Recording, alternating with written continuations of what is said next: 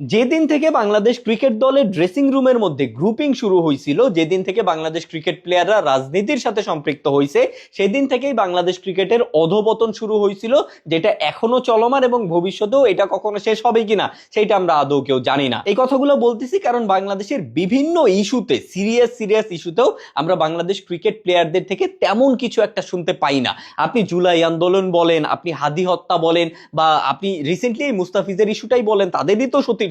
আরো এরকম বিভিন্ন ইস্যু বাংলাদেশে প্রতিনিয়ত হয়, বাট বাংলাদেশ ক্রিকেট প্লেয়ারদের থেকে আমরা খুব একটা কিছু শুনতে পাই না। বাট আমরা কিন্তু চাই তাদের কাছ থেকে কিছু একটা শুনতে চাই, কিছু একটা এক্সপেক্ট করি, যেহেতু তারা আসলে ন্যাশন হিরো, তারা যেহেতু বাংলাদেশের হিরো, তো আমরা তাদের কাছ থেকে কিছু একটা এক্সপেক্ট করি। বাট ম্যাক্সিমাম টাইমই তারা কিছু বলে না, তাদের মুখে কুলুপ বেঁধে রাখে। বাট যখনই তামিম ইকবালকে নিয়ে কেউ কিছু বললো, অমনি তাদের আসলে বিবেক জাগ্রত হলো, অমনি সবাই আসলে ফেসবুকে সরব হয়ে গেল, অমনি কপি পেস্ট করা শুরু করলো, অমনি কুয়া বেশে প্রেস কনফারেন্স করা শুরু করলো। বাট আদার যে ইস্যুগুলো হয় বাংলাদেশে, এবং যখন আমরা বাংলাদেশি ক্রিকেটারদের কাছ থেকে কিছু একটা শুনতে চাই, তখন তারা কিছু বলে না।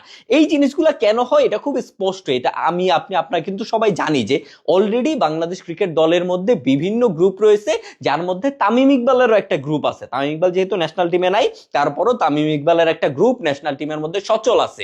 প্রিভিয়াস পিরিয়ডে আসলে সাকিবেরও এরকম একটা গ্রুপ ছিল। সো এই যে গ্রুপিং গুলো যখন বাংলাদেশ ক্রিকেট দলের মধ্যে আসছে না, তখন আসলে বাংলাদেশি ক্রিকেট প্লেয়াররা পারফরমেন্সের দিকে খুব একটা নজর আসলে দেয় না, বা দেওয়ার প্রয়োজনও তারা বোধ করে না। তারা মনে করে যে আমি যে গ্রুপে আছি সেই গ্রুপ লিডারকে বা গ্রুপের সিনিয়র কাউকে আমি একটু তেল মেরা চললেই আমি আসলে দলে জায়গা পাওয়া যাব। এবং এটাই হচ্ছে, আপনি বিভিন্ন প্লেয়ারদের ক্ষেত্রেই আপনি দেখবেন যে তারা এত বাজে পারফর্ম করতেছে, কন্টিনিউয়াসলি বাজে পারফর্ম করতেছে, তারপরও সে দলে টিকে আছে। কেন টিকে আছে আমি আপনি কেউ আসলে জানি না, এবং এটার কোনো উত্তরও নাই। সো বাংলাদেশি ক্রিকেট প্লেয়ারদের কাছে আমার বিনীত অনুরোধ, আপনারা দয়া করে এইসব গ্রুপিং বাদ দিয়ে, রাজনীতি বাদ দিয়ে আপনারা শুধুমাত্র ক্রিকেটটাতে ফোকাস করেন। আপনারা যেহেতু অন্যান্য ইস্যুতে কথা বলেন না, সো কোনো ইস্যুতেই আপনারা কথা বলেন না।